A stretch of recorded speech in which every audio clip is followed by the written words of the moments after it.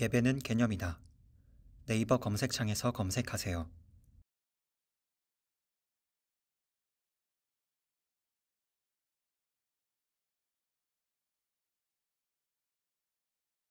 하나님 말씀 마태복음 6장 10절입니다. 하나님 말씀은 마태복음 6장 10절 말씀, 신약성경 8페이지입니다. 하나님 말씀은 마태복음 6장 10절 말씀, 11절 말씀, 신약성경 8페이지입니다. 찾으셨으면 다 같이 한 목소리로 봉독하시겠습니다. 시작. 오늘 우리에게 일용할 양식을 주시옵고. 아멘. 이 시간은 산상수훈 34번째 강해가 되겠습니다. 일용할 양식을 위한 기도라는 제목으로 하나님 말씀 증거하도록 하겠습니다. 일용할 양식을 위한 기도. 이제까지 우리가 주기도문의 그 기도 청원을 계속 배우고 있습니다. 여러분들이 계속 설교를 듣고 기도에 관한 가르침을 계속 여러분들이 삶에 적용해서 여러분들이 기도하고 있다고 한다면 아마 여러분들이 지금 기도가 굉장히 많이 달라졌어야 되고, 그리고 여러분들이 새로운 기도의 가르침에 대단한 기대감을 가지고 여러분들이 설교를 듣게 되어야만 합니다. 됐었을 줄 믿습니다. 근데 여러분들 이 주기도문에서 우리가 이제껏 세 개의 청원을 살펴봤습니다. 세 개의 청원, 여러분들 다 외우는 부분이잖아요. 하늘에 계시는 우리 아버지 이름이 거룩히 여김을 받으시오며. 우리의 기도의 가장 첫 번째, 그리고 가장 핵심, 우리가 관심을 가져야 되는 것은 아버지의 이름이 거룩히 여김 받는 데에 관심을 가져야 한다는 사실입니다. 그리고 나라가 임하옵시며, 우리의 관심이 하나님의 나라여야 됩니다. 내 나라, 우리의 기도의 가장 큰 문제가 뭡니까? 내 나라 구축하기 위해 기도하는 거예요. 예배당 크게 지게 해주십시오. 많은 사람 모이게 해주십시오. 이런 기도의 가장 중요한 문제점 중에 하나는 뭐냐면 내 나라를 구축하기 위해서, 내 가정에 내 나라를 구축하기 위해서. 여러분, 우리는 거기에 초점 맞추는 것이 아니라 하나님의 이름이 거룩히 여김 받는 나라가 되게 하기 위해서 우리가 기도해야만 합니다. 그래서 우리는 뜻에 관심이 있죠. 하나님의 뜻에 관심이 있죠. 우리가 항상 기도할 때 하나님 뜻이 무엇입니까? 하나님 이쪽을 선택하는 게 옳습니까? 저쪽을 선택하는 게 옳습니까? 라고 하는 선택에 관해서 우리가 관심을 가질 때 우리가 그 뜻에 어디 항상 관심을 갖습니까? 내 욕심입니까?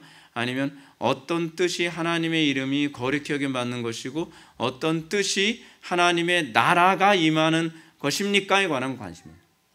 한국교회가 여기에 관심 갖고 기도했으면 이 모양 이 꼴 안 됐어요. 한국교회가 이거에 관심 가지고 기도 생활하고 하나님을 찾았으면 지금 한국교회가 이렇게 치욕스럽고 모욕스러운 상태에 떨어지지 않았습니다. 한국교회 교인들이 관심이 딴 데가 있어요. 맨날 기도한다면서 맨날 이방인처럼 기도하고, 맨날 기도한다고 하면서 맨날 바리새인처럼 기도하면서 회개를 안 해요. 여러분들이 기도에 관한 가르침을 배웠으면 이제는 여러분들에게 주어지게 되는 중요한 책임이 있습니다. 그것은 회개하라는 겁니다. 여러분들이 이제껏 이방인처럼 기도했으면 회개해야 되고, 여러분들이 바리새인처럼 기도했으면 회개해야 돼요. 그건 여러분들의 삶의 열매를 보면 여러분들이 어떻게 기도했는지가 나오는 거예요. 문제가 뭐냐면 회개를 죽어도 안 하고 있다는 겁니다. 우리는 되는 대로 살아갑니다. 우리는 내 정욕대로 살아가고 나의 삶에 특별한 변화가 있기를 원치 않는다는 것이 문제입니다. 하나님을 더 기쁘게 시게 해드릴 수 없을까에 관한 관심이 없고, 하나님을 더 영화롭게 해드릴 수 없을까에 관해서 관심이 없고, 우리는 맨날 무엇을 먹을까, 무엇을 마실까, 우리가 어떻게 하면 더 행복하고 풍요롭고 안락하게 살 수 있을까에만 이방인처럼 기도했기 때문에 한국교회 교인들이 구별됨이라는 게 없는 거예요. 달라지질 않는 겁니다. 아무리 교회를 오래 다니면 뭐합니까? 달라지질 않잖아요. 왜 안 달라집니까? 그 기도가 썩어서 그래요. 기도가 이방인 같아서 그래요. 예전에는 몰라서 여러분들 되는 대로 기도했다고 합시다. 이제 알았는데도 되는 대로 기도한다고 한다면 더 많이 맞을 겁니다. 이건 여러분들 책임지셔야 됩니다. 좋은 설교를 듣고 여러분들 올바르게 알았다고 하는 것이 무조건 좋은 것이 아니라 아는데 순종을 안 하면 더 매를 많이 맞을 거라고 하는 것이 성경의 가르침 아닙니까? 우리는 아는 만큼 책임질 줄 알아야만 합니다. 우리가 배운 것에 관해서 책임질 줄 알아야만 합니다. 우리의 가장 심각한 문제는 뭐냐면 많이 가지면 휘두르려고 한다는 겁니다. 제가 요즘 개혁파 교회에 대해서 자꾸 제가 신랄하게 얘기를 하는 게 뭐냐면 많은 교리적 지식을 가졌으면 거기에 대해서는 책임을 져야지 그 지식 가지고 칼을 나를 휘두르려고 하는 것이 문제라는 겁니다. 그래서 이 교회 저 교회 돌아다니면서 아는 척하고 돌아다니면서요, 개혁주의 한다는 교인들이 자꾸 다른 교회 자꾸 정죄하고 판단하고 비판하는 데만 그것만 가득해요. 근데 그게 아니거든요. 아는 만큼 책임감 있게 살아가야 돼요.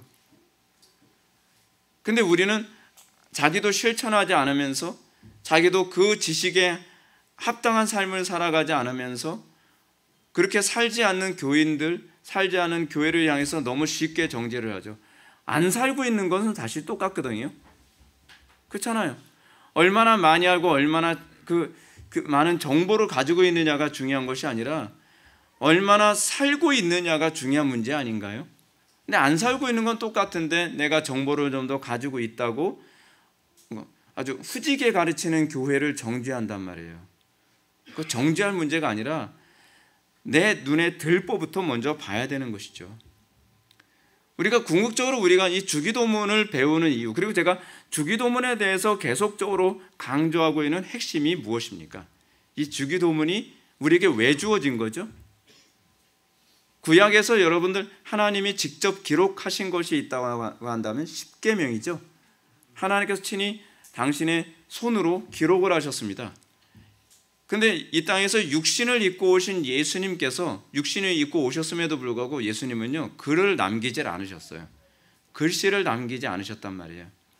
근데 글씨를 남기지 않으신 예수님이 우리에게 기도에 관한 가르침, 십계명과 거의 상응하는 기도에 관한 가르침을 우리에게 주셨어요.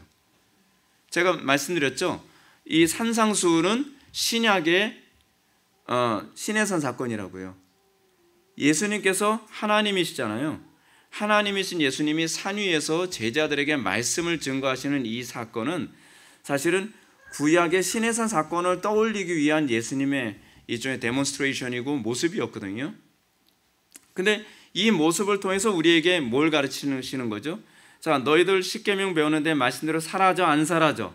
안 사라지는데요. 그렇지? 근데 말씀대로 사라지게 하는 그것에 관한 가르침, 어떻게 하면 하나님을 사랑할까에 관한 가르침을 예수님께서 어떻게 가르치셨어요? 3개의 기도 제목으로. 그렇죠? 하나님을 사랑하기를 원하고 하나님을 사랑한다 하는 자가 하나님의 말씀대로 살아가길 원한다고 한다면 이름이 거룩히 여김을 받으시며 나라가 임하오시며 뜻이 하늘에서 이룬 것처럼 땅에서도 이루어지기다, 이렇게 기도해야 돼 라고 예수님께서 가르치신 거죠. 이 3개의 기도 청원은 십계명의 4개의 대신 계명과 상응하는 이 대신 계명대로 살기를 열망하는 자들에게 주어진 기도문이죠. 그래서 이 기도문 앞에 무엇이 나옵니까? 팔복이 먼저 나오죠. 팔복이 뭐죠? 누가 구원받은 하나님의 백성인가? 누가 하나님을 진짜 사랑하는가? 누가 정말 이렇게 기도하기를 열망하는 사람인가? 여러분, 이렇게 기도하기를 열망합니까? 여러분들이 팔복의 그 혜택의 안에 있는 사람, 심령이 가난한 자, 의에 졸이고 목마른 자, 애통하는 자, 그리고 거기에 무슨 얘기까지 나와요? 의로 인하여 핍박받는. 정말 그렇게 팔복을 가진 사람들이 정말 바르게 기도하기를 원한다고 한다면, 정말 하나님을 사랑하기를 정말 원한다고 한다면 여러분들이 선택할 수밖에 없는 기도가 무엇이에요? 주기도문의 3개 청원을 선택할 수밖에 없는 거죠. 아버지 이름이 거룩히 여김 받기 원합니다. 왜요? 아버지 이름이 거룩히 여김 받는 것 때문에 의로 인해서 핍박을 받는 거거든요. 그렇죠? 이런 기도도 안 하면서 내가 신자다, 내가 구원받았다, 나에겐 그리스도의 생명이 있다, 다 거짓말이죠. 왜냐하면 그렇게 기도할 의욕이 없거든요. 나는 여전히 뭐에 대한 관심만 있어요? 정욕대로 쓰는 것, 내 육신의 행복과 우상 숭배와 돈 많이 벌고 행복하고 성공하는 것밖에 관심이 없는 거거든요. 그리고 이제는 우리가 오늘부터 배우게 되어지는 세 개의 청원을 배우게 되죠. 이웃사랑, 이웃사랑. 우리가 성령으로 거듭나면 우리에게 나타나는 심령이 있죠. 한편으로는 하나님을 사랑하는 마음이 있고 한편으로는 이웃을 사랑하는 마음이 우리 속에 들어옵니다. 신약에 구원받은 하나님의 백성들에 대한 구약적 정의는 뭐냐 하면 율법이 우리 마음에 새겨진 바 된 사람들이라고 얘기하거든요. 그래서 우리의 마음속에는 하나님을 사랑하고 이웃을 사랑하는 마음이 우리 속에 있게 되어져요. 근데 문제는 뭐예요? 우리는 이웃을 사랑하게 되지가 않아요. 그렇죠? 우리는 이웃을 사랑할 수 있는 힘이 없어요. 우리가 은혜를 받고 나서 우리가 깨달은 것이 뭐냐면 우리 속에 사랑할 수 있는 능력이 없구나라는 걸 알게 됩니다. 사랑해야 된다고 하는 마음은 생겼어요. 그것이 그리스도인이에요.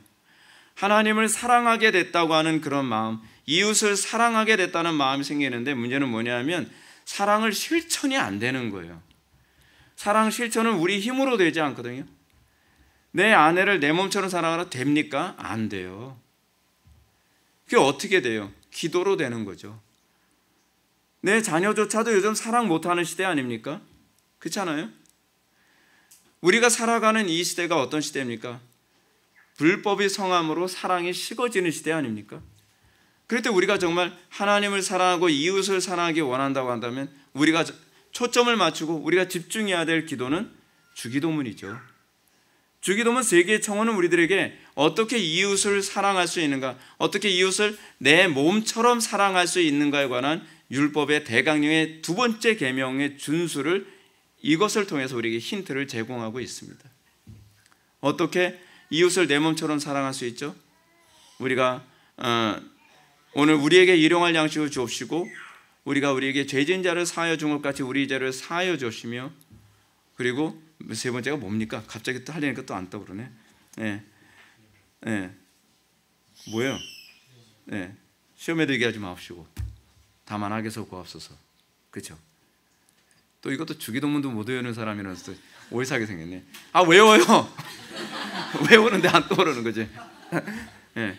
자, 그런데 우리가 이 십계명을 염두에 두고 주기도문을 떠올려야 돼요. 십계명을 염두에 두고 주기도문을 떠올릴 때 우리의 기도가 비로소 간절해지는 거죠.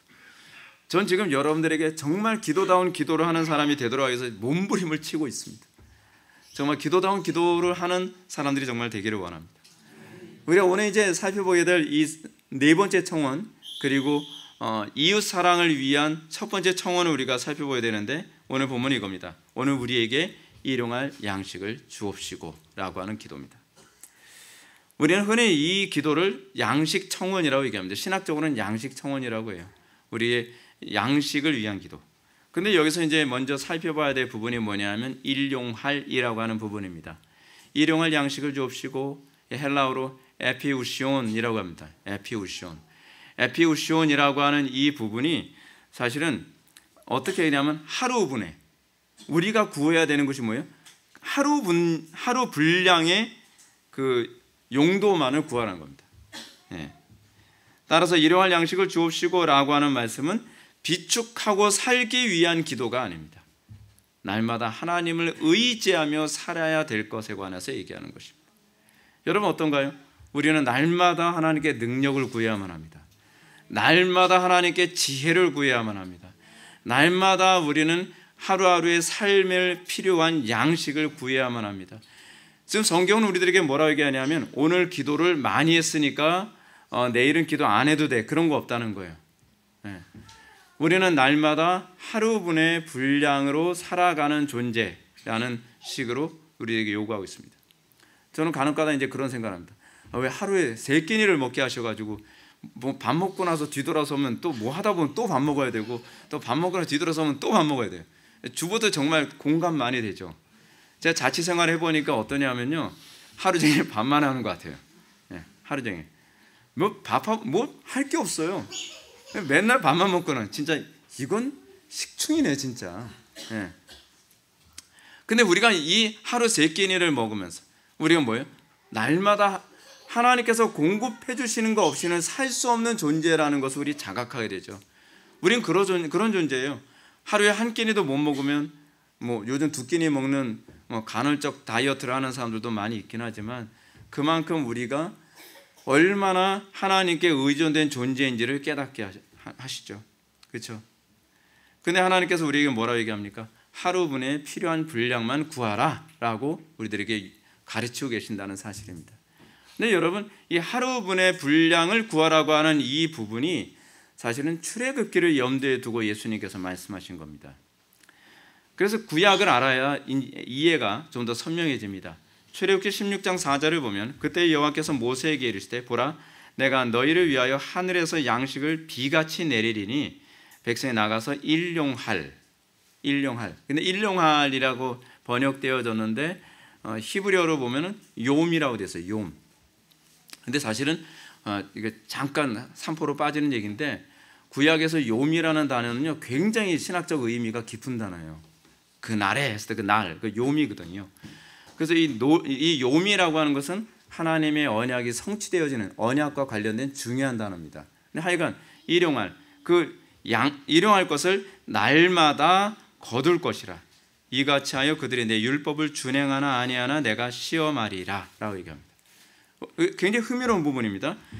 하나님은 이스라엘 백성들에게 만나를 그날 하루 먹을 분량만 거두라고 명령하셨습니다. 그래서 뭐라고 얘기해요? 하루만 거둬야 돼. 그날 그것만 거둬야 돼 라고 얘기하면서 그들이 내 율법을 준행하나 아니하나 내가 시험하리라 라고 얘기해요. 하루분만 걷나 안 걷나 시험하겠다는 거예요. 하나님께서 허락하신 분량만 추구하는 것, 하나님께서 허용해 주신 영역까지만 우리가 추구하는 것이 신앙인 거예요. 그것이 신앙이죠. 욕심으로 과도하게 추구할 것인지 아닌지 보겠다는 거예요. 따라서 주님은 이 기도를 통해 출애굽기 만나 사건을 우리에게 기억나게 하시고, 그리고 어떻게 해요? 광야에서 만나를 먹으며 살았던 히브리 백성들의 태도를 너희들이 취하라 라는 차원에서 이 기도를 가르치고 계시는 것입니다. 여러분, 항상 성경은요 우리에게 실천과 기도가 같이 가고 있다는 것을 우리들에게 보여줍니다. 기도의 항상 목적이 뭐냐면 실천하게 하는 데 있습니다. 열매 맺게 하는 데 있습니다. 그럼 하나님께서 하루분의 만나만 구하게 하심으로 히브리 백성들에게 기대하셨던 것이 무엇입니까? 신명기 8장 3절은 이렇게 언급합니다. 너를 낮추시며 너를 줄이게 하시며 또 너도 알지 못하며 내 조상들도 알지 못하던 만나를 내게 먹이신 것은 사람이 떡으로만 사는 것이 아니요 오직 여호와의 입에서 나오는 모든 말씀으로 사는 줄을 내가 알게 하려 합니다. 하나님의 말씀을. 이게 무슨 얘기인가요? 만나를 통해서 히브리인들을 시험하고 계신 것은 사람이 하나님의 명령으로 사는 것이지 떡으로 사는 것이 아님을 깨닫게 하시는 거죠. 무슨 얘기냐면 하나님 말씀대로 순종하면 살 수 있구나. 이거 훈련하시는 거예요. 이건 여러분 무엇과 관련된 거냐면 과거에 이들이 출애굽하기 이전의 애굽의 노예 생활을 떠올리게 되죠. 옛날에 애굽의 노예 생활할 때 히브리인들은 어떻게 살았습니까? 종의 명령을 주인의 명령을 따를 때. 그러니까 애굽의 학종 애굽 사람이 명령하는 대로 따라야만 먹을 수 있게 생기는 거고 애굽인들의 명령을 따를 때라야만 양식이 나오고 그랬단 말이에요. 이게 사실은 우리가 예수 믿기 전에 우리에게 나타나는 특징이에요. 우리는 어떻게 길들여져 있죠? 우리는 세상의 요구에 따라 살 때라야만 우리의 생존이 유지된다라고 길들여져 있단 말이에요. 그렇죠? 우리 그러잖아요. 야, 좋은 대학 못 가면 사람 취급 못 받아.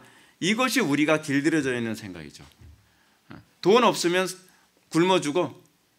이게 우리가 길들여진 사고방식이죠. 근데 출애굽을 한 이스라엘 백성들에게 뭐라 하냐면 이제는 너희들의 삶을 새롭게 개혁해 나가야 된다라고 가르치고 계시는 것이죠. 이제는 어떻게 해요? 하나님의 말씀을 따라서 사는 것이 사는 길이야 라고 하는 부분을 알게 하려 하시는 것이죠. 제가 여러분들에게 날마다 그러잖아요. 제발 말씀대로 살라고요. 근데 여러분들이 말씀대로 살면서 사람이 인생이 말씀대로 되는구나 라고 하는 걸 깨닫기 전에는 여러분들은 아직 신자다움의 모습이 나타나질 않는 거예요. 성경이 끊임없이 저를 통해서 회중들에게 요구하고 있는 명령이 뭐냐면 인생이 말씀을 따라서 살 때라야만 살 수 있구나라고 하는 걸 끊임없이 성도들에게 깨달아 알게 하는 것이 소위 목사에게 주어진 직무예요. 왜냐하면 여러분들은 끊임없이 세상에서 어떻게 해요? 세상에서 요구하는 대로 따라가야 돼. 세상에서 명령하는 대로 따라가야 돼. 세상에서 뭐하라 하면, 정부가 뭐하라 하면 다 따라가고, 학교에서 뭐하라 하면 다 따라가고, 직장에서 뭐하라 하면 다 따라가고. 아니다. 우리가 예수를 믿고 난 이후에 우리가 따라가는 건 뭐죠? 세상에 이렇게 해야 살 수 있다라고 했을 때, 아니, 하나님의 말씀대로 따라가면 살 길이 열려. 하나님께서 그 수많은 사건을 통해서 그걸 깨닫게 하시죠. 여러분, 사드락과 메삭과 아벳느고를 제가 자주 언급을 하고, 제가 다니엘을 자주 언급을 하는데, 세상은 뭐라 얘기합니까? 너 왕이 내린 음식 안 먹으면 넌 죽어. 이게 세상의 라이프 스타일이죠. 그래서 그렇게 따라야만 살 수 있고, 그 따라야만 생존이 유지된다고 생각하는 것이 자연인들의 사고방식이죠. 근데 다니엘과 세 친구들은 어떻습니까? 하나님의 말씀대로 사는 것만이 살 길이야 라고 그걸 선택을 했죠. 그 사람들은 소위 출애굽기 16장 4절의 말씀에 굉장히 충실하게 살아간 겁니다. 그랬더니 실제로 하나님께서 어떻게 해요? 살 길을 열어주시죠. 역시 사람이 빵으로만 사는 것이 아니라 하나님의 입에서 나오는 말씀으로 생존이 유지되는구나. 우리의 상식 또는 세상에서 배운 그런 어떤 논리와 가르침, 우리가 그것 따라 사는 사람이 아니다. 우리가 하나님의 명령을 따라서 하는 것이다. 이게 믿음인 거예요. 이게 믿음. 그럼 하나님께서 하루분의 만나만 구하게 하심으로 히브리 백성들에게 기대했던 것이 무엇입니까? 신명기 8장 3절은 이렇게 가르치죠. 너를 낮추시며 겸손케 하는 거예요. 너를 줄이게 하시고. 그죠? 그래서 하나님께서 만나를 통해 히브리 백성들을 시험하신 것은 하나님께 날마다 하루분의 만나로만 살게 하는 것, 비축해서 사는 것이 아니라 하루분의 만나로만 살게 하면서 날마다 하나님을 의지하며 살아가도록 만드는 것이죠. 중요한 사실은 예수님께서 이러한 만나 사건을 염두에 두고 그 자리에는 많은 무리들을 가르치고 기도를 가르치고 계셨다는 겁니다. 이 스피릿 없으면 우리는 올바르게 기도할 수 없다는 얘기예요. 날마다 하나님을 의지하는 그런 태도를 가져야만 어떻게 해요? 우리는 쉬지 않고 기도하죠. 사도 바울이 얘기하잖아요. 쉬지 말고 기도하라. 사도 바울이 쉬지 말고 기도하라라고 하는 그 가르침 안에는 이미 뭐가 내포되어 있는 거예요? 신명기 말씀, 출애굽기 말씀, 그게 내포되어 있는 거죠. 그렇죠? 방금 우리가 살펴봤던 출애굽기 16장 4절 말씀, 일용할 양식을 날마다 거둘 것이니라. 우리는 기도를 통해서 마치 뭐예요? 날마다 일용할 양식을 거두듯이 기도하는 것이죠. 그렇죠?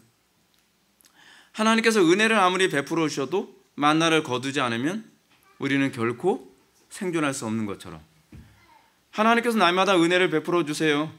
근데 은혜를 베풀어 주시는데 기도하지 않으면 그 은혜를 거두질 못해요.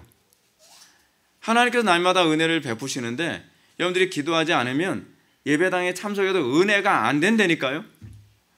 여러분들이 날마다 기도하지 않으면 하나님의 은혜가 딴 데로 새요. 자꾸. 그러니까 제가 간혹 가다 답답한 게 그거예요. 왜 똑같이 앉아있는데 어떤 사람에게는 은혜가 되고 왜 또 어떤 사람에게 은혜가 안 될까요? 병뚜껑을 열었느냐 닫았느냐에 관한 문제이기도 하지 않나요? 우리가 날마다 하나님의 은혜를 더 사모하면서 기도할 때에 비로소 우리가 그 말씀이 나에게 열매가 되고 말씀이 나에게 힘이 되는 것이죠. 그렇습니다. 따라서 우리는 이 기도 청원을 이해하기 위해 당연히 출애굽 당시 하나님께서 히브리인들에게 요구했던 삶의 원리가 무엇이며 이걸 어떻게 적용해야 될지 고민해야 되겠죠. 자, 첫 번째는 이겁니다. 그들은 만나를 매일 아침 거두되 필요 이상 추구하며 거둬서는 안 된다는 것입니다. 필요 이상 거두면 안 됩니다. 그들이 만나를 거두는 것은 오로지 그날 하루 필요한 정도만 거둬들여야만 합니다. 출애굽기 16장 16절은 이렇게 언급합니다. 여호와께서 이같이 명령하시기를 너희 각 사람은 먹을 만큼만 이것을 거둘지니 곧 너희 사람 수요대로 한 사람의 한 오멜씩 거두되 각 사람이 그 장막에 있는 자들을 위하여 거둘지니라 하셨느니라.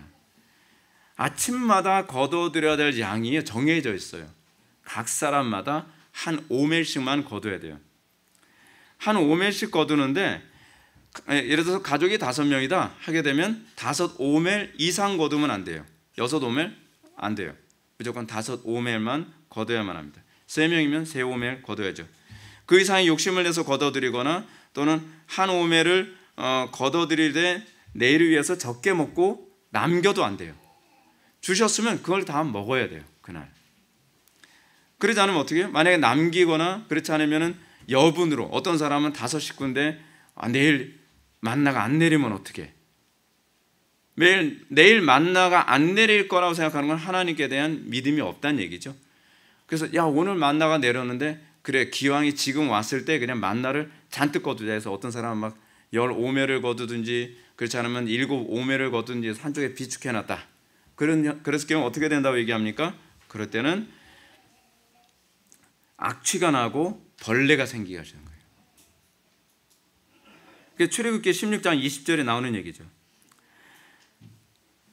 더 거두거나, 그러니까 비축하려고 하거나 그렇지 않으면은 아끼는 그런 행위를 통해서 어떻게 해요?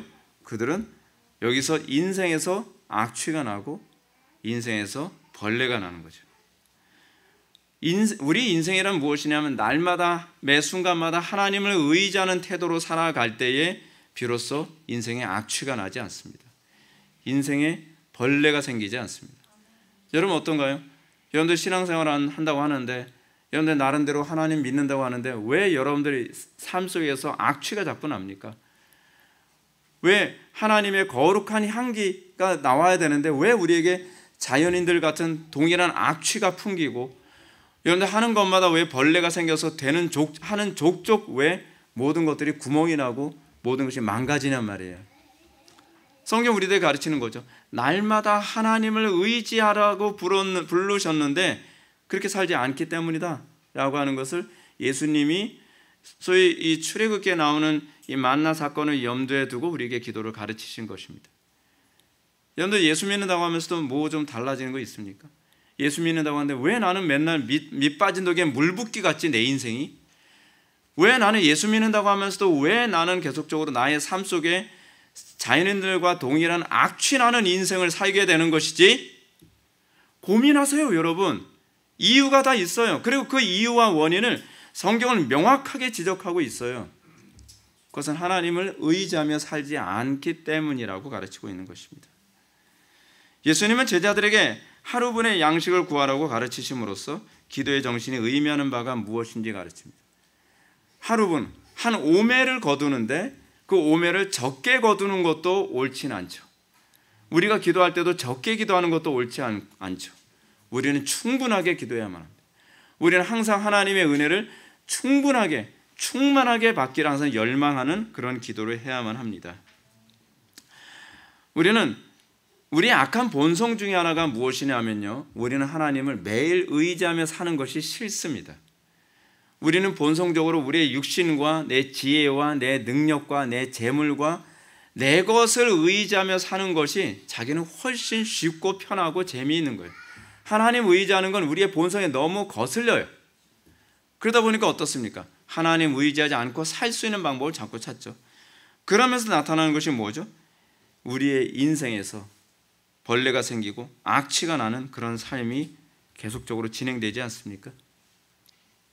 그래서 우리가 물리적인 풍요와 관련해서 한 가지 더 적용해 볼 필요가 있습니다. 어떤 사람은 일용할 양식을 구하는 기도를 하지만 주님은 우리가 기대한 것보다 훨씬 못 미치게 해주시거나 그렇지 않으면 넘치게 해주시는 경우가 있습니다. 우리는 그렇게 얘기하죠. 하나님, 이번에 우리가 정말 이 문제로 재물이 이렇게 필요합니다. 우리 이 재물을 주십시오 했는데 기껏 하나님께서 주신 것이 그 재물보다 한 반 정도밖에 안 주세요. 아니, 왜 주시려면 제대로 주시지? 그렇잖아요. 때로는 어떤 사람은 기도했더니 하나님 이 정도 재물이면 됩니다 안 되면 몇 배로 부어주시는 경우도 굉장히 많이 있어요. 왜 하나님께서 우리에게 그렇게 하실까요? 우리가 여기서 한 가지 중요한 관점을 한번 생각해 봅시다. 재물에 관한 문제도요, 하나님께서 주신 것은 그날 다 써야만 합니다. 저축하지 말라는 얘기 아닙니다. 오해하지 마세요. 이 부분에 관해서 제가 여러분들한테 말씀드리고자 하는 부분은 뒤에서 설명해 드릴 거예요. 하나님께서 우리에게 주신 것은 우리가 써야 돼요. 근데 쓰는 것은 내 욕심대로 쓰는 것이 아니라 하나님의 뜻대로 쓰는데 충실하게 써야 된다는 겁니다. 하나님의 뜻대로 쓰는데 거기에 인색해서는 안 돼요. 그런데 문제는 우리의 우리가 다 쓴다고 하면 여러분들 항상 뭘 떠올리냐면 낭비를 떠올린단 말이에요. 성경에서 우리에게 요구하는 건 낭비가 아니라 하나님의 뜻에 부합하게 다 쓰는 거예요. 자, 저축에 관해서는 제가 뒤에서 다시 한번 말씀드릴 텐데요. 우리가 이 그날 번 돈은 그날 다 써야 된다라고 하는 이 부분과 관련해서 우리는 먼저 하나님께서는 우리에게 이렇게 생각합니다. 하나님, 어떤 사람은 왜 구했는데 부족하게 주시죠?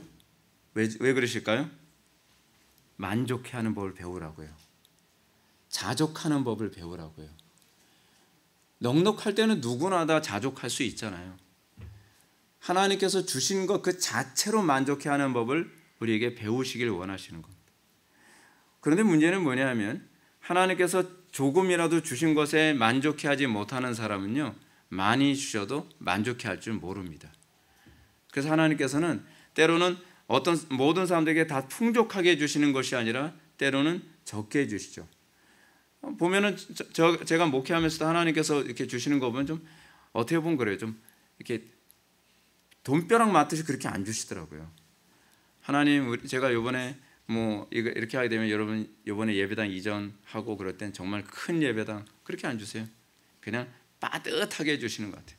항상. 왜 그러시는가? 그 가운데서 너 만족하겠어? 그래도 감사하겠어? 여러분, 우리는 그렇게 생각을 해야만 합니다. 우리가 생각한 것보다 적게 주셔도요, 하나님께서 보시기엔 적절하기 때문에 그만큼 주신 겁니다. 하나님께서 우리에게 요구하신 것이 그겁니다. 하나님, 더 풍요롭게 주시면 안 될까요? 아니, 내 은혜가 내게 좋게. 그게 바울이 깨달은 거잖아요. 하나님께서는 족하게 주시는 분이에요.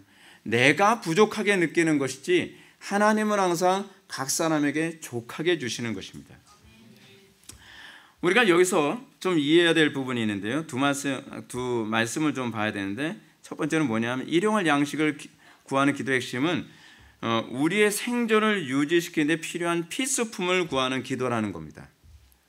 그러니까 쌓아두고 살게 하기 위해서 하나님께서 구하라는 것이 아니라 생존을 위한 기도와 관련을 맺고 있어요. 오리겐이 이 부분을 그렇게 번역을 했습니다. 에피우시온을 생존을 위해 필요한이라고 이렇게 번역을 했습니다. 그러니까 왜냐하면 제가 이제 이 오리겐의 번역이 적절하다고 보는 이유는 오리겐은 헬라어를 모국어로 사용했던 사람이거든요. 그리고 그 당시에 가장 똑똑한 사람이 이 오리겐이었어요. 근데 오리겐이 볼 때 이 부분은, 이 헬라어는 하루 생존을 위한 기도 이렇게 번역하는 것이 옳다라고 이렇게 봤어요. 그러니까 우리가 날마다 일용할 양식을 구하는 태도, 이 얘기는 무슨 일이에요? 우리는 날마다 우리의 생존이 하나님께 있음을 인정하며 살아가야 된다. 이것을 주님께서 우리들에게 이 기도를 통해서 가르치고 계신 것이죠. 여러분들이 잘나서 생존하고 있는 거 아니에요. 여러분들이 잘나서 하루하루의 삶에 입에 풀칠하고 살아가는 것 아닙니다. 하나님의 은혜로 되고 있다는 거, 이거 인정해야 된다. 우리 기도하면서 이 감사가 있어야만 합니다. 두 번째는 이제 또 우리가 봐야 될 부분이 뭐냐면 이 생존을 위한 기도가 우리 생존을 위한 기도지 나의 생존을 위한 기도가 아닙니다. 그러니까 오늘 그 기도가 뭡니까? 우리의 일용할 양식을 주옵시고잖아요. 그 얘기는 무슨 얘기냐면 우리에게 일용할 양식을 주옵시고라고 했을 때 이 기도의 핵심이 뭐냐면 이웃사랑 실천과 직결되어 있다는 얘기입니다. 나의 생존만을 위해서, 우리에는 나도 포함되죠. 나의 생존만을 위해서 기도할 것이 아니라 우리의 생존을 위해서, 이웃의 생존을 위해서 우리가 기도해야 될 것을 가르치고 계신 거죠. 그것도 어떻게 해요? 날마다. 하나님께서 우리에게 기도를 요구하는 이유 중에 하나는 뭐냐면 나의 생존이라고 하는 이기적인 목적이 아니라 이웃사랑 실천, 그리고 가장 중요한 부분이 뭐예요? 하나님께서 인간을 창조하신 목적이 뭡니까? 경작자로 창조하신 거잖아요. 그러니까 하나님께서 창조하신 이 피조세계, 좁게는 하나님을 믿는 그리스도인 형제들을 위해서 우리 기도함으로써 어떻게 해요? 그 사랑을 실천하고 그리고 경작자의 삶을 살도록 우리에게 요구하고 있다는 사실입니다.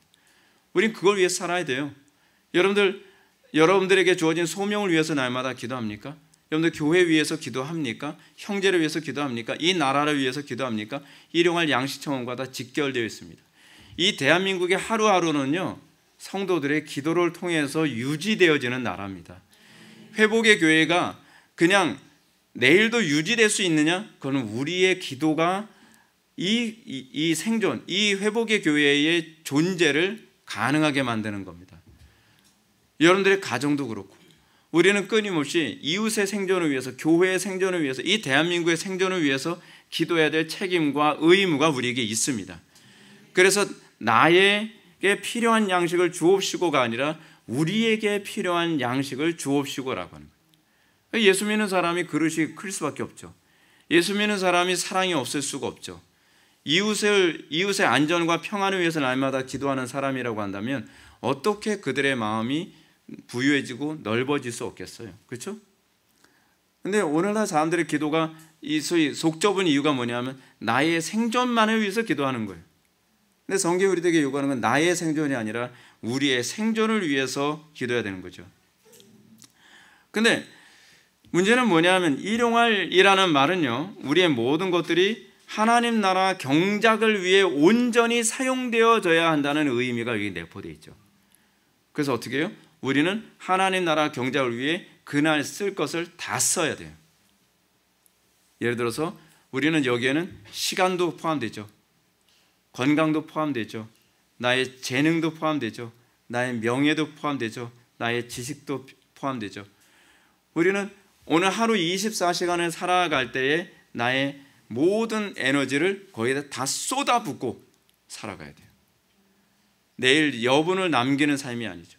리차드 백스터가 설교할 때 말하는 것처럼 오늘 나의 설교가 마지막 설교일 수도 있다라고 하는 각오를 가지고 살아가는 것이 일용할 양식청원과 그대로 일치하죠.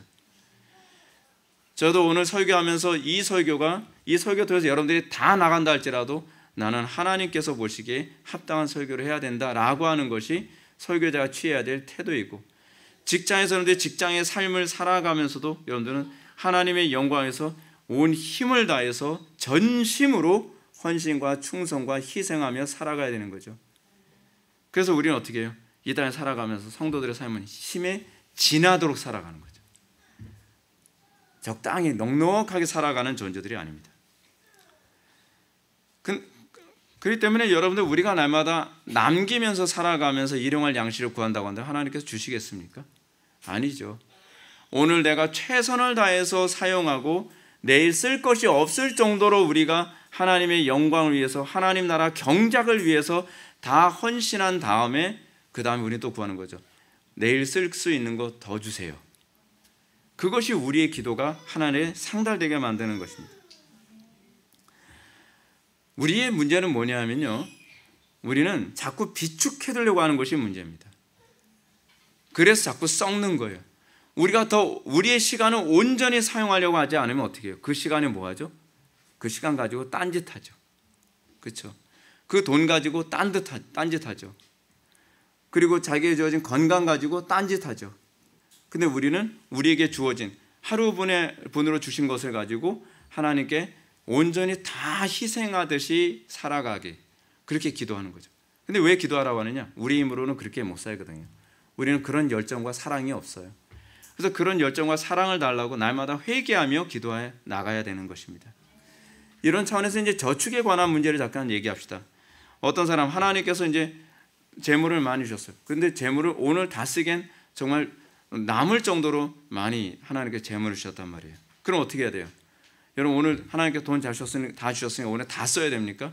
쓸 것도 없는데 일부러 모피코트 사고 뭐 스포츠카 사고, 이걸 어떻게 다 쓰지? 나는 오늘 다 써야 되는데. 그렇게 쓰라는 얘기가 아니죠. 우리는 넉넉하게 넘치도록 주셨을 때는 이건 나를 위해서 다 쓰라고 주신 것이 아니구나라는 생각을 해야죠. 그 다음에는 우리는 뭘 생각해야 되죠? 이 재물을, 이 시간을 또는 이 여건을 어떻게 쓰라고 하나님께서 이렇게 넘치게 주셨을까를 고민하는 거죠. 우리는 그거 고민해야만 합니다. 어느 날 뭐 돈이 많이 생겼어요. 그러면 이거 어디다 쓸까? 그렇게 막 내 욕심대로 쓸 걸 생각하는 것이 아니라 왜 하나님께서 넘치도록 주셨는가를 고민해야 되죠. 그게 우리가 고민해야 되는 거예요. 적어도 그리스도인들은 그 정도 고민은 좀 하며 살아야 되죠. 시간이 넉넉하면 뭐 나쁜 짓 하기 위해서 시간을 쓰는 것이 아니라 이 시간을 어떻게 쓸까? 거기 쓰는 데는 뭐 휴식을 위해서도 쓸 수도 있는 거죠. 그렇죠? 자, 근데요, 하나님께서 나에게 주셨으니까 내 마음대로 써도 된다가 아니라 하나님의 선하신 계획을 염두에 두고 하나님의 선하신 계획대에 쓸 수 있도록 비축해 두는 것 또한 지혜죠. 그렇죠?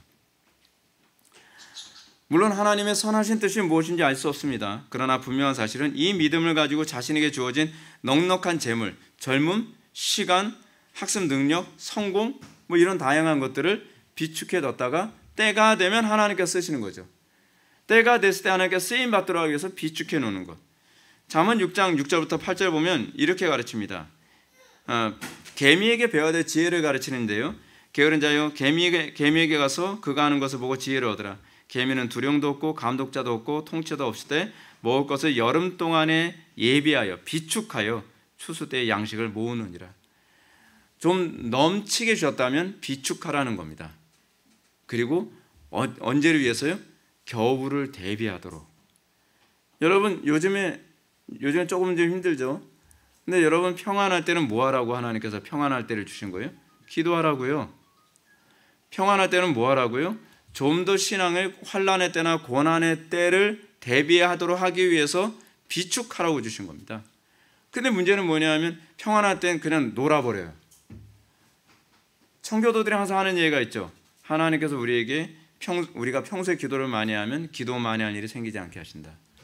평소에 우리가 평안할 때 기도 많이 하고 평안할 때 경건에 더 힘쓰고 평안할 때 더욱더 우리가 미래를 준비하면서 살아가야 되죠. 그 주님의 때가 됐을 때 하나님께 헌신되는 것. 그것이 신자가 살아가는 방식이거든요. 시간 많으면 낭비하고 시간이 부족하면 맨날 부족하다 그러고 그 신자의 태도가 아닌 거예요. 신자의 태도가. 그래서 요한에스리도 뭐라고 얘기하냐면 여러분들은 할 수만 있다면 최대한 돈을 많이 버십시오. 그리고 그 돈을 저축하십시오. 낭비하지 말라는 얘기죠. 그리고 주님께서 필요하실 때 기꺼이 그 돈을 사용하십시오. 근데 우리가 돈을 비축하지 않으면, 예를 들어서 평소에 돈을 비축해 놓지 않으면 공동체 안에 가난한 형제들, 연약한 형제들 있을 때 뭘 해줄 수가 없어요. 그럼 우리 맨날 그러죠. 나 쓸 것도 없는데. 그렇죠. 당연히 내 쓸 것도 없죠. 왜냐하면 비축을 안 해놓고 살아가니까. 넉넉하면 낭비를 해버리니까요. 항상 우리에게 넉넉하면 비축하고 그리고 나서 다른 형제들 또는 공동체 또는 이 나라 필요할 때 거기에 우리의 재물을 활용하는 거죠. 자, 이제 다시 앞에서 살펴보던 만나 사건과 연결돼서 또 두 번째 부분을 우리가 좀 생각해 봅시다. 두 번째로 우리가 생각해 봐야 될 것은 하나님께서 이스라엘 백성들에게 날마다 일용할 양식을 구하듯 만나를 구하도록 한 것은 매일 부지런히 일해야 한다는 점을 상기시키고 있습니다. 하나님께서 하루 분내 양식만을 거두라고 한 것은 일종의 게으름을 방지하기 위한 하나님의 지혜이기도 합니다. 여러분 하나님께서 이렇게 할 수도 있잖아요. 오늘 일주일 분량 매주 월요일마다 내가 뿌려줄 테니까 걷어. 유대인들한테 일요일이죠. 일요일날 걷어. 그래서 일주일 동안 그리고 나서 했다가 또 토요일날 되면 쏟아부어 주시고 그렇게 해도 되잖아요. 근데 그렇게 안 하시죠. 하나님께서는 매일 거두라는 거예요. 이 비축이 가능하다는 것을 보여준 것이 금요일날 2배로 거두라고 말씀하시고 안식일 날은 거두지 말아라고 말씀하시잖아요. 이 비축이 가능하게 하시는 분이심에도 불구하고 매일 거두라. 매일 거두라. 그리고 아침 일찍 나와서 거둬야 돼요. 출애굽기 16장 21절 말씀 보면 무리가 아침마다 각 사람은 먹을 만큼만 거두었고 햇볕이 뜨겁게 쬐면 그것이 쓰러졌더라. 녹아서 없어졌다는 거죠. 증발돼서 없어졌다는 겁니다. 이 말씀 속에는 히브리인들이 항상 아침 일찍 일어나서 항상 이런 부분을 위해 노력해야 된다는 것을 봅니다. 하나님은 신실하게 공급해 주시지만 인간의 게으름은 하나님의 공급을 받지 못하게 만드는 원인이 됩니다. 하나님의 공급의 문제가 아니라 게으름이 원인이 되는 경우가 많이 있어요. 그런데 은혜를 못 받는 이유 중에 하나는 뭐냐면 하나님이 은혜를 안 주셔서가 아니라 여러분들이 게을러서 은혜를 못 받는 경우가 태반이라는 거예요.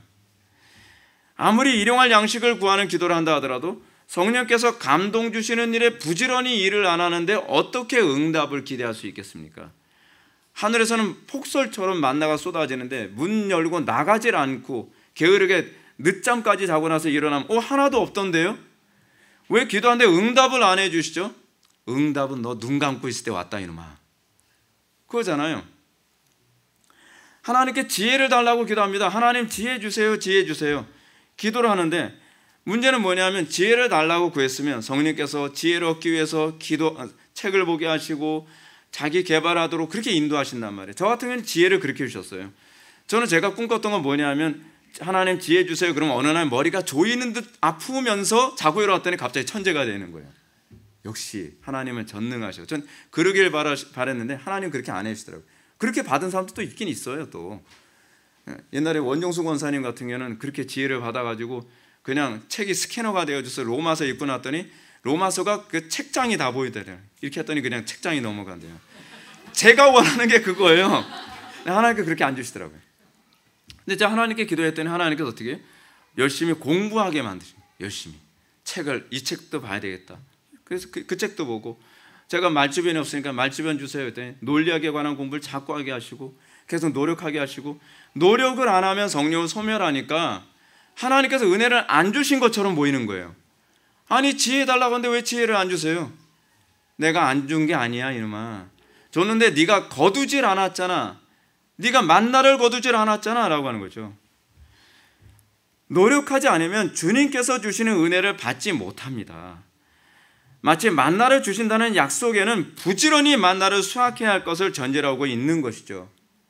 근데 수확을 안 해요. 그러면서 응답이 없다고 얘기를 하면 어떡하냐 말이죠. 그래서 잠언 26장 15절 말씀을 보면 게으른 자는 그 손을 그릇에 넣고도 입으로 올리기를 괴로워하느니라. 하나님께서는 그릇에다가 음식까지 담아 주시지만 먹는 건 내가 해야 되죠. 먹는 거 괴로워하는 인간한테 어떻게 그걸 했습니까?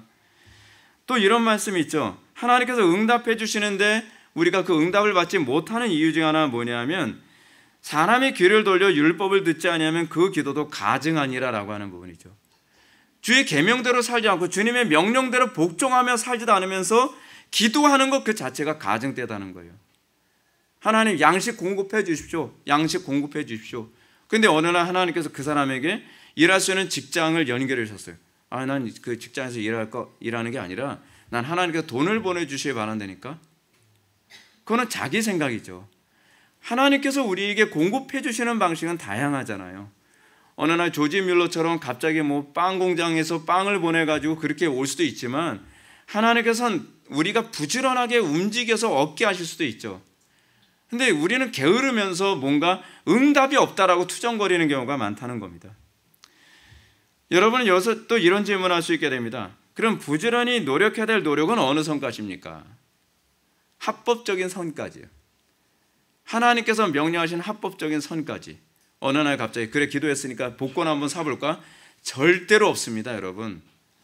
그런 식으로 공급해 주시는 게 아니에요. 하나님께서 공급해 주시는 것은 합법적인 선이고 그리고 우리가 하나님께서 원하시는 만큼만의 노력과 헌신이 뒤따라야만 합니다. 게을러서도 안 되고요. 예를 들어서 학생은 공부를 잘하게 해달라고 기도만 하는 것이 아니라 노력도 해야죠. 그 농담식으로 지어낸 얘기인지 진짜로 있었던 일인지 모르는데 신학생들 중에서 그렇게 기도하는 신학생들도 있었다 하잖아요. 밤새도록 기도만 하고 시험 공부는 안 하는 거예요. 그랬더니 시험 잘 보게 해달라고 밤새도록 기도했는데 도무지 모르겠다는 거예요. 당연히 모르죠. 공부를 안 했으니까. 그래서 쓸 게 없으니까 답안지, 신학교는 주로 주관식이잖아요. 뭐에 대해서 논하시오 그런 거잖아요. 근데 뭐에 대해서 논하겠어요? 하나님은 아십니다. 이런 식으로. 그러니까 교수님이 뭐라 그래요? 하나님은 100점, 너는 빵점. 이렇게 아주 채점을 끝내주기 잘하셨죠. 우리는 기도했으면 그 다음엔 부지런히 노력해야만 합니다. 공부를 잘하게 해달라고 했으면 공부를 열심히 해야죠.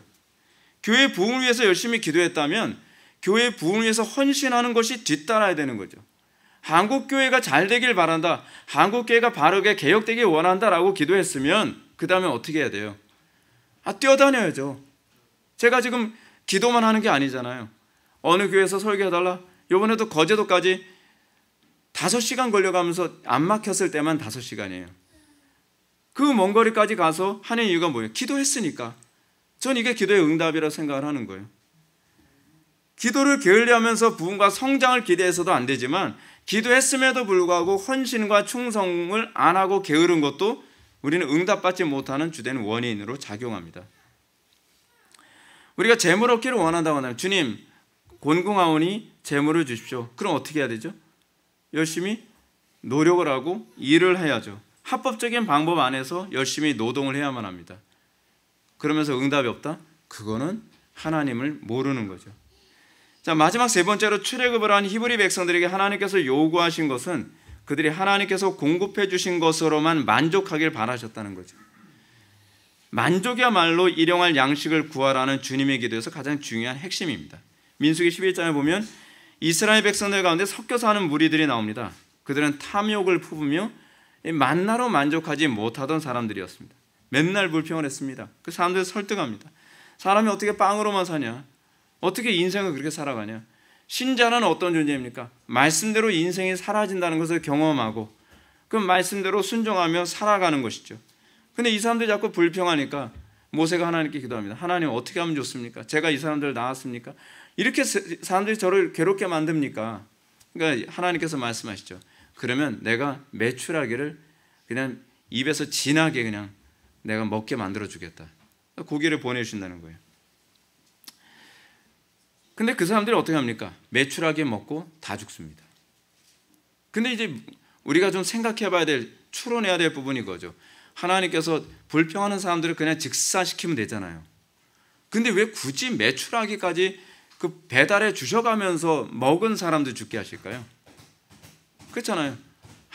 여러분 우리가 성경 보면요, 좀 우리 생각하고 다를 때가 굉장히 많이 있어요. 다른 성경에서 보여드리면 불평하는 사람들을 땅이 갈라지게 해서 그 즉시 다 죽이고 그러셨거든요. 근데 굳이 메추라기를 보내줘서 먹은 사람들을 죽게 하셨어요. 그 이유가 뭐냐면 입술로 불평에 참여한 사람들만 죽게 만드는 것이 아니라 마음으로만 동조한 사람들도 그 심판 안에 떨어지게 하기 위해서요.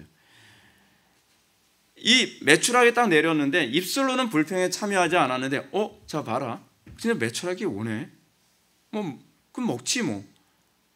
그러면서 먹은 사람들은 결국 같은 심판에 떨어지게 만드는 것이죠.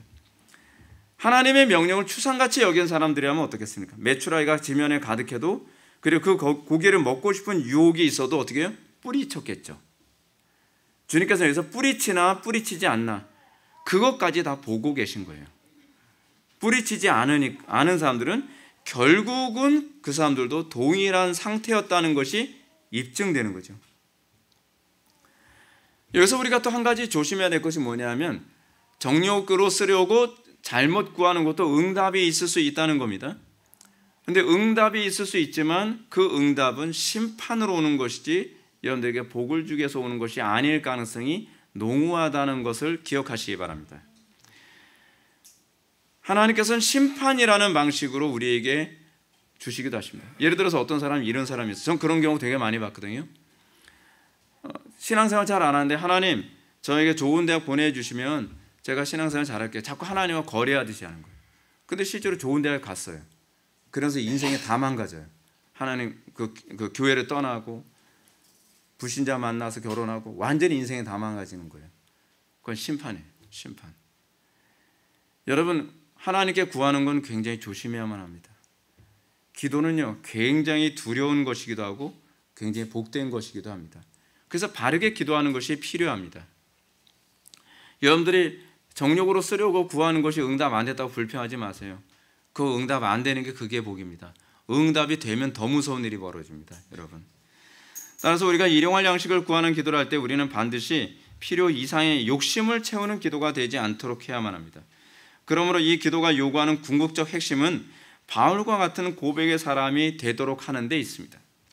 내가 궁핍함으로 말하는 것이 아니라 어떤 형편에도 나는 자족하기를 배웠노니 나는 비천에 처할 줄도 알고 풍부에 처할 줄도 알아.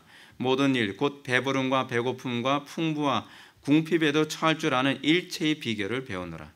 이것은 결국 성도가 이 세상에서 스스로의 힘으로 부해지려는 노력을 극복하게 해달라는 기도의 청원이기도 합니다. 성도가 이 땅에서 자기 힘으로 살아가는 것이 아니라 하나님의 말씀으로만 살아가는 것을 구하는 기도입니다. 우리가 하루분의 기도를, 하루분의 양식을 구하는 기도를 합니다. 하나님, 오늘 하루 말씀대로만 살 수 있게 해주십시오. 우리가 날마다 기도해야 될 중요한 내용입니다. 내 힘으로 살 수 없습니다. 하나님의 능력으로만 살 수 있습니다. 하나님, 말씀으로 살 수 있게 해주십시오. 여러분들은 제가 이제 뭐 거제도에 가서 또 설교하러 가고 연동교회 가서 뭐 강의하러 가고 그럴 때 뭐 목사님 뭐 맨날 설교하는 사람이니까 잘하겠지. 저는 그렇게 생각 안 해요. 항상 두렵습니다. 잘 못하면 어떡하지? 그래서 기도 굉장히 애써가면서 기도하고 또 가게 됩니다. 그 여러분들한테 또 기도도 요청하는 거고요. 우리는 우리의 삶의 매 순간순간이 하나님의 은혜로 유지된다는 것을 고백하고, 그래서 우리가 날마다 일용할 양식을 구하듯이 우리의 기도가 항상 나와야만 합니다. 간절하게 나와야만 합니다. 이제 결론으로 들어가 있습니다. 우리는 오늘 일용할 양식을 구하는 청혼을 살펴보았습니다. 이것을 이해하기 위해서 반드시 출애굽기를 염두에 두고 그것을 묵상해야만 합니다. 그럼 이 사건을 통해서 우리에게 어떻게 기도하라는 겁니까? 첫 번째는 성도란 하나님의 공급해 주시는 것 이상의 것에 대한 욕심을 품어서는 안 된다는 겁니다. 우리는 항상 하나님의 공급하신만을 바라보며 살아야만 합니다. 둘째로 일용할 양식을 구하는 성도들은 하나님께서 허락하신 합법적 노동, 우리가 노동을 통해서 응답하신다는 것을 알아야만 합니다. 게으른 사람은 응답 못 받습니다. 기도해도 응답 못 받는 상당수의 이유는 하나님의 은혜를 우리가 추수를 못해서 그렇습니다. 하나님께서 은혜를 베풀어 주시는데 그 은혜를 받을 그 헌신과 희생이 없기 때문에 은혜를 못 받는 겁니다. 그 제가 여러분들 신앙생활 오래 했다고 하는데 왜 은혜를 그렇게 못 받을까? 이건 분명합니다. 여러분들이 하나님 앞에 해야 될 은혜를 받기 위한 그 충분한 노동과 헌신을 부지런히 하지 않아서 그렇습니다. 무엇인가 여러분들 못하고 있는 게으름이 있는 겁니다. 세 번째로 이 기도는 하나님의 공급해 주심에 대해서 만족할 줄 아는 자족을 위한 기도입니다. 이 기도를 통해서 우리는 불평이 줄어들고, 그리고 하나님께서 나에게 주신 은혜에 대해서 감사하며, 오히려 내가 그 은혜를 받지 못하는 나에게 있어서 문제를 찾고 날마다 매 순간마다 난 하나님의 은혜의 도움 가운데서 산다고 하는 이 고백이 여러분들의 삶 속에 날마다 나오기를 주님의 이름으로 축원합니다. 기도하시겠습니다. 사랑이 많으신 하나님, 우리의 삶 속에서 날마다 하나님의 은혜만을 구하고 우리가 일용할 양식을 구하는 그런 정신으로 살아갈 수 있게 하여 주옵소서. 내 힘으로 나의 삶이 유지되는 것이 아니라 오로지 하나님의 은혜로만 살아갈 수 있음을, 우리가 그 심령의 가난함을 우리에게 허락해 주셔서 우리가 이 일용할 양식을 구하는 기도를 통해서 또한 이웃사랑을 실천할 수 있도록 은혜 베풀어 주옵소서. 예수님의 거룩하신 이름으로 기도 올려옵나이다. 아멘.